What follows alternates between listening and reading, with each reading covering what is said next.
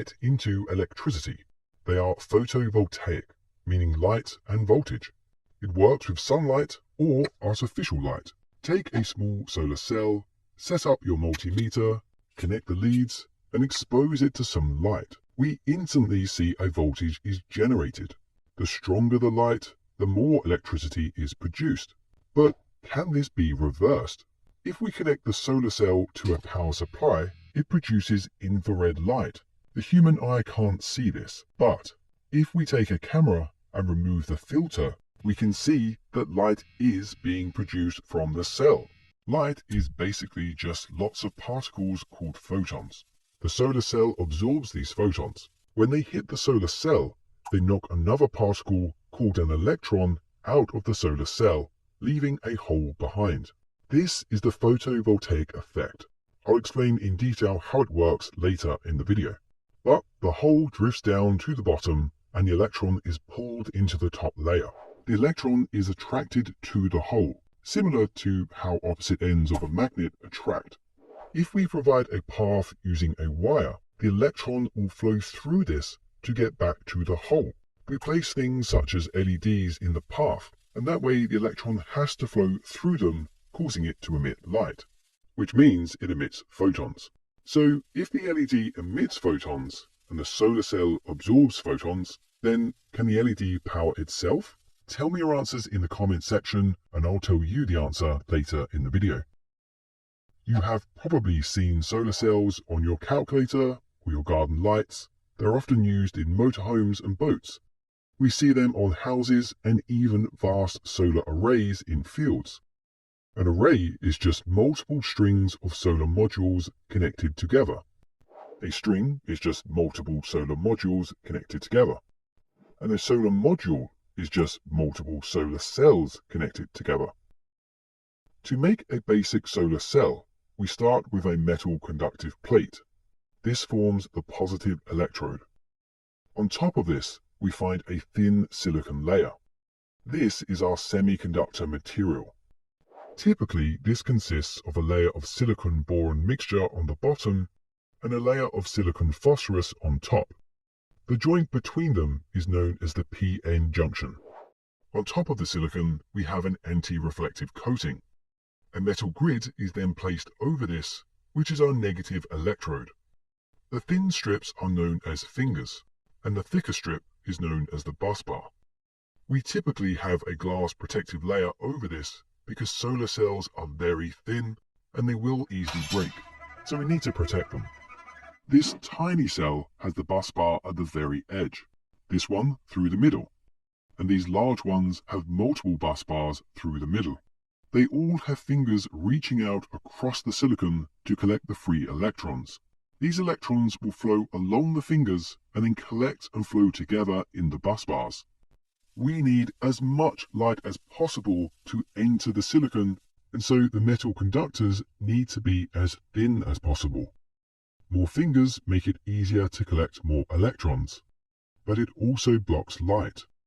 The silicon material is shiny, which means light is reflected away, so the anti-reflection coating helps reduce this, but some will always be reflected. We also find cells with this rough surface.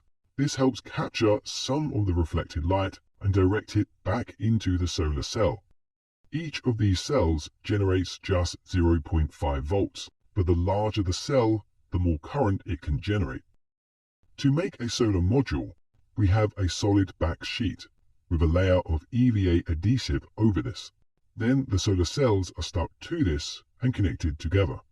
Another layer of EVA film sits on top of this, then a layer of glass, and finally the frame is fitted. On the back we have the electrical connections which connect to the cells. The EVA encapsulates the solar cells, insulating them from moisture and mechanical stresses which would degrade the material over time. Looking at the solar modules, the top of one cell is connected to the bottom of the next cell, and this increases the voltage. Looking inside this unit, we have two cells, both producing 0.5 volts. If we look closely, we can see the cells overlap and join to form a series connection. The ends pass through the back where we find the electrical terminals. Small modules use 36 cells, which produces around 18 to 19.8 volts, perfect for charging a 12-volt battery because we need more voltage than the battery to charge it. So we often find these used for off-grid systems. But most residential installations are grid connected and they use 60 or 72 cell modules. Commercial installations typically use 60, 72 or 96 cell modules. Some can be even larger. When we connect cells in series, the voltage adds together, but the current remains the same. This module uses 60 cells, each providing around 0.5 volts and 8 amps of current. So it produces around 30 volts and 8 amps. This gives us 240 watts of power. If we connected 4 of these modules in series, we would get 120 volts and 8 amps. The voltage adds together, but the current remains the same. This gives us 960 watts. But if we connected 4 in parallel, we get 30 volts and 32 amps. The voltage is the same, but the current adds together. This also gives us 960 watts. We often use a combination of series parallel connections. The modules connect to a charge controller and inverter. These have a maximum and a minimum voltage and current to work. For example, this one might be 100 to 150 volts and 25 amps. Our string of modules has 120 volts and 8 amps. So we can't add another string in series because we will exceed the voltage limit. Therefore, we connect 2 strings in parallel, giving us 120 volts with 16 amps. The system could be standalone or grid connected. We can use a solar panel to directly power a load, but it only works when exposed to light. For example, this solar fan will automatically turn on when exposed to light. The brighter the light, the faster it spins. But it doesn't work at night. We therefore need a battery to store the energy. It charges during the day, and we can then use it at night. That's how this very simple battery charger works. However, the voltage and current will vary, and the solar module can overcharge the battery, which will damage it. And at nighttime, the battery can discharge back through the solar panel. So, we separate them using a charge controller. Now, when the sun shines, the controller charges the battery. We can switch the light on, and the controller sends power to the load, with any excess energy going to charge the battery. At nighttime, the controller protects the solar panel from the battery, but it still allows us to use the energy stored in the battery. And that is how these solar-powered phone chargers work. You can see from this simple garden light that inside we have just a solar cell connected to a basic charge controller. This separates the battery and the LED. The solar cell charges the battery, and when charging stops, the light is powered. We can also control the light with the switch. The solar panel and the battery provide DC electricity. If we connect this multimeter to a battery, we see a constant flatline voltage. That's because the electrons are flowing in one direction, much like the flow of water down a river. We can use this to power small DC motors, lights, and USB devices, perfect for motorhomes and boats. But many of our appliances require AC electricity, which works differently. If I connect to this power socket, we have a wave pattern. The electrons are flowing backwards and forwards. It is alternating direction, much like the tide of the sea, flowing in and out. To power these devices, we need an inverter. This will convert the DC into AC. Inside, we basically just have some electronic switches which turn on and off extremely fast to control the path of the electrons. You can watch our detailed inverter video to learn more. But using an inverter allows us to use both AC and DC devices from this system. However, the battery will run out of energy if it isn't recharged. For domestic and commercial installations, we therefore often connect to the electrical grid. In a simple system, we have just the solar panels connected to an inverter. This feeds the breaker panel and the AC loads in the property. The electrical grid connects via a meter to the panel also. The inverter must therefore synchronize with the grid. At nighttime, no solar energy is generated, so we buy electricity from the grid. On a sunny day, the solar panels will be enough to power a few items within the home, and so no electricity will pass through the electrical meter. On very sunny days, the panels provide more energy than we can use within the home, so the excess is sold back to the grid. This is net metering. More advanced systems will use a battery bank, which requires a charge controller. The solar modules will charge the batteries and power the appliances, but when the batteries are full, the excess power is sold back to the grid. At nighttime, the batteries power the home until they are empty. At this point, electricity needs to be purchased from the grid. In the event of a power cut, the batteries will power the home until they are empty, and then in the daytime they will recharge. Solar farms will have multiple rows of solar panels generating much higher voltages. These will then combine and connect into a large inverter and then feed into a transformer substation. Here the voltage is increased and it is then exported to the grid. The problem with solar is that the sun keeps moving. It moves from east to west every single day, and in the summer it's high in the sky, but in the winter it's low in the sky, assuming you're in the northern hemisphere. Solar panels work best when perpendicular to the sun. We can see with this torch that the light is strongest here, but as it tilts, the light is spread over a larger area, so it is less intense. Ideally, we would just move the solar panels with the sun, but this is difficult and expensive to do. So we need to assess the location for the altitude and the azimuth of the sun at that latitude. Then we have to check for shading, and then we choose the best orientation and tilt angle for the module. This involves a lot of data tables and maths, which is very time consuming. But with PVCase, our sponsor, you can simulate the actual location using their next generation AutoCAD-based PV software, which incorporates 3D topographical data points so you can prototype the design as well as the electrical cabling route and cable trays, and assess the placement of the inverter. The stringing and cabling can be automated or manually designed, and with their shade analysis you can find and remove overshadowed modules to ensure optimal sun exposure design, and even compare different designs side by side. Of course, you can then export the projects. You can design ground and commercial or industrial roof-mounted projects, and automatically produce construction documentation as well as a bill of materials.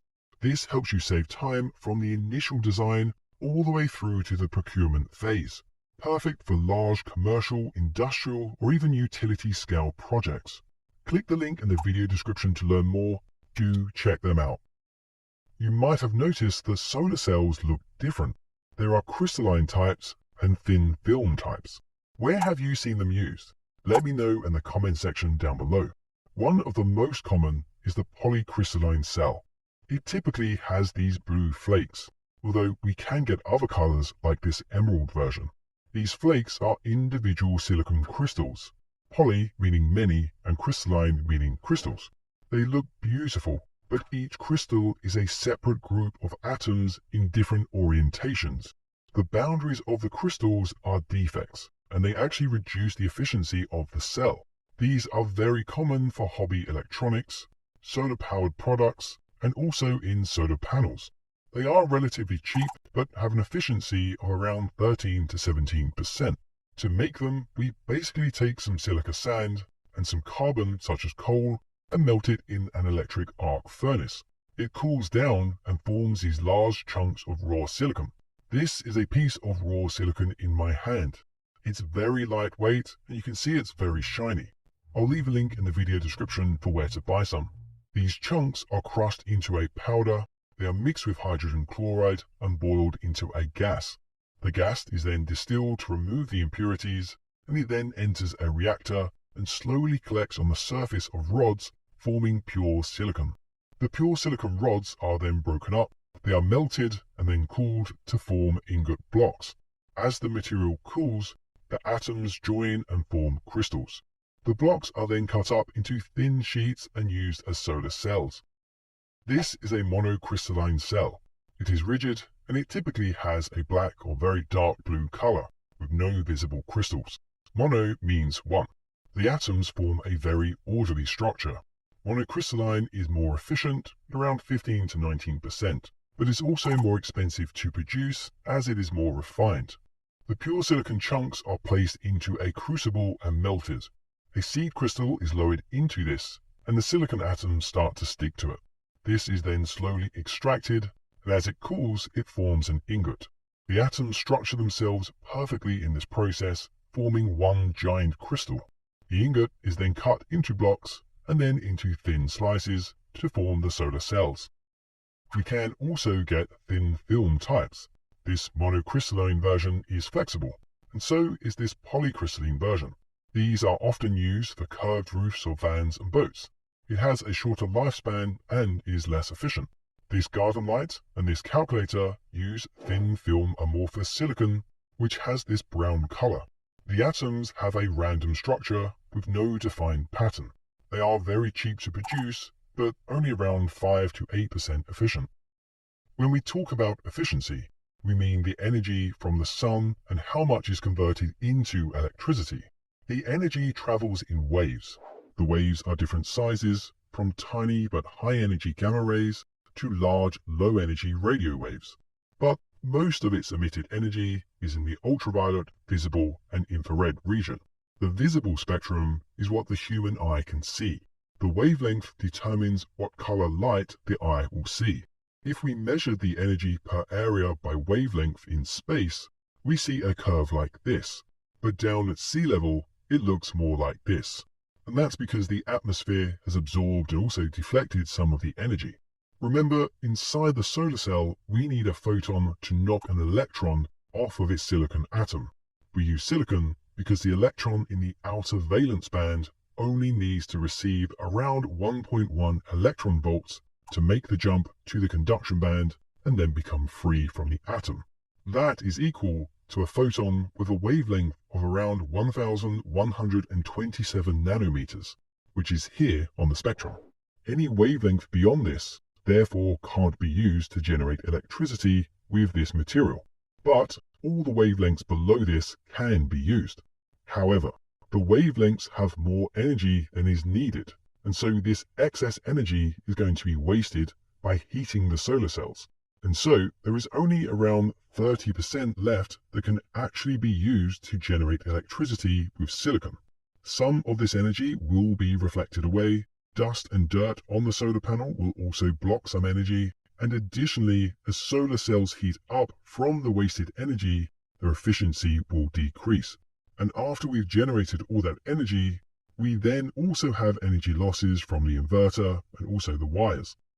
So this red LED cannot power itself.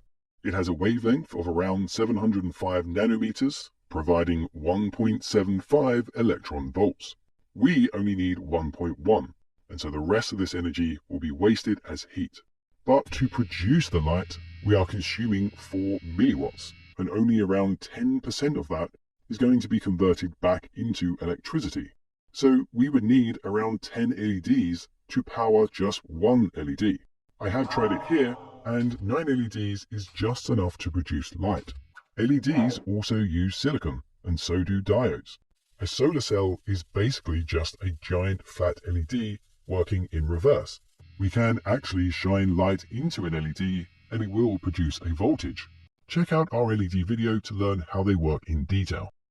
When we look at silicon atoms, they have 14 electrons, with 4 in its outermost shell, known as the valence shell. Silicon atoms are most stable when they have 8 electrons in their valence shell, but they only have 4, and so they will share an electron with each of their neighbors to achieve this. So where do the free electrons and the holes come from? For the electrons, we add some phosphorus to one side, because it has 5 electrons in the outermost shell. 4 of these will be shared, and there is now 1 spare electron which is free to move around the material. For the holes, we add some boron to the other side because it has just 3 electrons in its outermost shell. There isn't enough electrons to share, and so there will now be a hole where an electron can occupy. So we now have a layer with too many electrons and also a layer with not enough electrons. This joins to form the p-n junction. N stands for negative because the electrons are negatively charged, and P stands for positive because the holes are therefore considered positively charged. At this junction, we get a depletion region. Some of the electrons move across, and some of the holes also move across. But this will form a barrier with a slightly positively charged region and a slightly negatively charged region. This creates an electric field, which prevents more electrons or holes from moving across. And that is what forms the depletion region, where no free electrons or holes can exist. When light shines on the solar cell, the photons penetrate through the thin N-type layer and reach the p-n junction. If the photon has enough energy, it can knock an electron off of an atom in this region, setting it free and leaving an electron hole behind. Remember, no free electrons or holes can exist in this depletion region, so the electric field pulls the free electron up into the N-type layer. The atoms share electrons, so another will move from the p-type layer to fill this hole, but this just leaves another hole behind it. This is also quickly filled, and so the hole drifts down through the p-type layer. A large amount of electrons and holes will build up in the two materials at their terminals. This causes a buildup of positive and negative charge, and this is what creates the voltage. The free electrons are attracted to the electron holes. Think of them like opposite ends of a magnet being attracted together. So if we provide a path, the electrons will then flow through the wire to get to the other side of the solar cell, where it can recombine with a hole. The light hitting the solar cell will cause a vast amount of electrons to break free. These all flow through the wire and a current develops. As soon as light hits the solar cell, electrons will flow continuously. We have therefore generated DC electricity. And that is how a solar